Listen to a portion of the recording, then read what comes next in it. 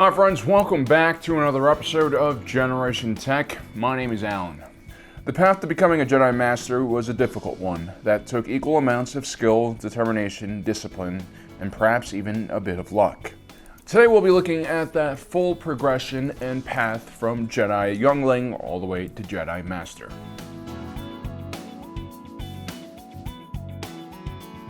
Not all Jedi Younglings will grow up one day to become a Jedi Knight or even a Padawan.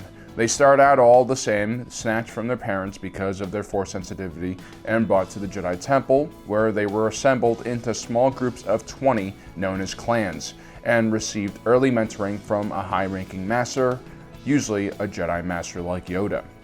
It was during this time that the youngling would first begin to learn the basics about being a Jedi and form a foundation for their future path in the Jedi Order. It's important to note that during this time the younglings are very sheltered and have the support of their fellow group members, and at the same time their teachers were some of the most experienced Jedi in the Order, having usually trained several Padawan in their lifetimes, some who might have already become masters on their own. Individuals like Yoda, who are almost 1,000 years old, had trained hundreds of different Jedi and gathered a lot of wisdom from those interactions. Younglings were trained in several different classes, including how to wield the Force and use a lightsaber, and would eventually go on a rite of passage known as the Gathering, which would take place on the Jedi Temple of Ilum. Ilum was a frigid world covered in snow, but beneath the ground lay a massive cave network full of kyber crystals. During this trial, Padawans would enter this cave, and Jedi in their caves, they would have to face their own biggest weakness or shortcoming. And if they were successful confronting that weakness, which they usually were, they would emerge out of the cave with a kyber crystal. Unlike other gems, kyber crystals had a high concentration of the living force inside of them. In a way, they were almost alive. So it wasn't really the youngling choosing the crystal, it was the crystal choosing the youngling. After receiving their crystals, the younglings would board an ancient Jedi ship called the Crucible, or an ancient droid called Huyang, who is basically the Garrick Ollender of the Jedi Order, helps the younglings build their first lightsaber. Now, throughout this entire time, the younglings did face challenges and some dangers, but more or less their entire environment was controlled. This is especially true during the 1,000 year of peace before the Clone Wars, known as the Golden Age of the Jedi. But around adolescence, these younglings would face the Jedi Initiate trials. This would determine their future path in the Order and mark their first step towards adulthood in many ways. Although what was in these trials usually varied from one era to another, there are usually 3 steps in the trial. The first test focused on the Jedi Order history and Jedi code. The second test usually was some demonstration of Force skills or combat skills. And the third test was usually some mission or activity that would sort of be a trial run for the type of activities they would be involved in, should they become Padawans. Not all Jedi Younglings would pass this test, and not all those who pass would pass it well.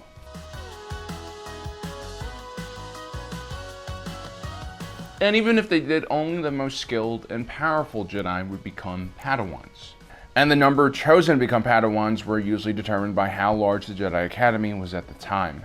There was also other restrictions. During the Golden Age of the Jedi Order, Jedi Knights and Masters were limited to only 1 Padawan at a time. But during more hectic times, like the Old Republic era when the Jedi were in open conflict with the Sith, there was no limit for how many Padawans a Jedi Master could have. Now, the Council would take all those who passed the test and hold a tournament where they could show off their skills. During this time, traveling Jedi Masters and Knights would return to the Jedi Temple and look out for potential apprentices. After watching these tournaments and talking to the various instructors in the Jedi Temple, these Jedi Knights and Masters would finally choose their apprentice, marking the transition from a youngling to a Padawan. Occasionally, if a Jedi Youngling showed incredible talent, or perhaps a seer had witnessed a prophecy involving one of the Jedi Younglings, the High Council would step in and assign a Master for that specific Youngling. The Younglings also had to agree to be trained by the Jedi that had chosen them. But refusal was rare because being a Padawan was seen as a very high honor and a very desirable role, and it wasn't guaranteed that you would actually get taught by a Master. There are also different special circumstances for a certain Padawan. For instance, because of cultural traditions, only Mirrorlin Jedi could train Mirrorlin Younglings. Unfortunately, in every batch of Younglings, there were always leftovers. If they were really terrible at being a Jedi, they could either choose to leave the Jedi Order, or in rare occasions, be kicked out. All the other younglings remaining would be sent to the Jedi kitchen area where they would be processed into protein blocks and fed to the next generation of younglings. This was the hope that the midichlorians in their bloodstream would not go to waste. This was considered morally acceptable because it's not cannibalism if you don't know what you're eating. Or at least that's what helps me sleep at night. Now, in reality, the majority of younglings who didn't leave must appear in front of the Council of Reassignment. The Council of Reassignment held audiences in one of the 4 spires of the Jedi Temple. There are actually 4 Jedi Councils, hence the 4 spires on the Jedi Temple. 5 masters made up this council, and they were usually heads of the various service corps in the Jedi Order. These masters would assign the younglings left over to the different service corps. Although nowhere near as glamorous as being a Jedi Knight, there were still some interesting pathways and professions that these younglings could have while still being in the Jedi Order. As a Padawan begins their apprenticeship, they essentially become Jedi Knights in training. Oftentimes these Padawan are exposed to the same dangers their masters are involved in. During times of war, when the Jedi were pressed into military service, Padawans were automatically given the title of Commander. Of course, where a Padawan went and what kind of danger they were exposed to differed greatly depending on their masters.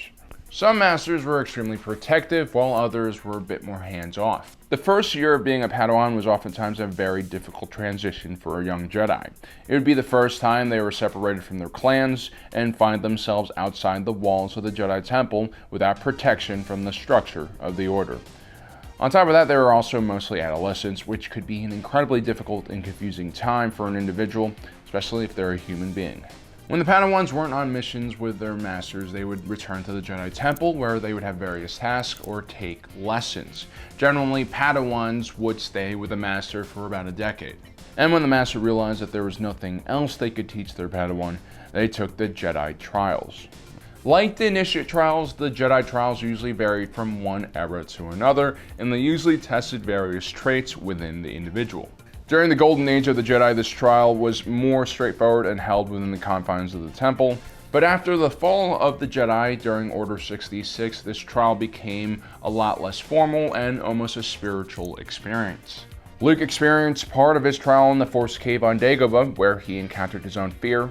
Kanan Jarrus passed his Jedi trials in the Lothal Temple after facing up his own demons. For others like Obi-Wan Kenobi, it was his defeat of a great adversary like Darth Maul that served as his trial.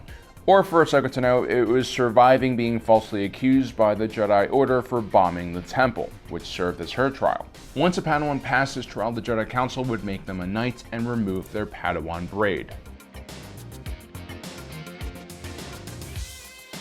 Once a Jedi reached knighthood, they were expected to continue their training in the Force and as a Jedi. There were different pathways they could take depending on their interests or skill sets. Some Jedi choose to focus more on diplomacy and negotiation and became counselors, while others honed their combat skills and became guardians. There are even more specializations after that. Even with this newfound freedom, though, Jedi Knights were still handed missions to them by various Jedi councils. Eventually, they would also have to take on an apprentice of their own.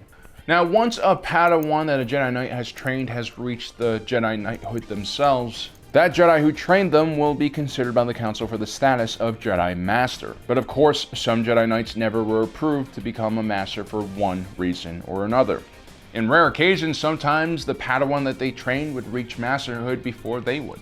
During certain periods of time, especially chaotic times like the New Sith Wars, Jedi Knights could sometimes self-determine when they were ready to become Masters and promote themselves. There's obviously a pretty big problem with this practice.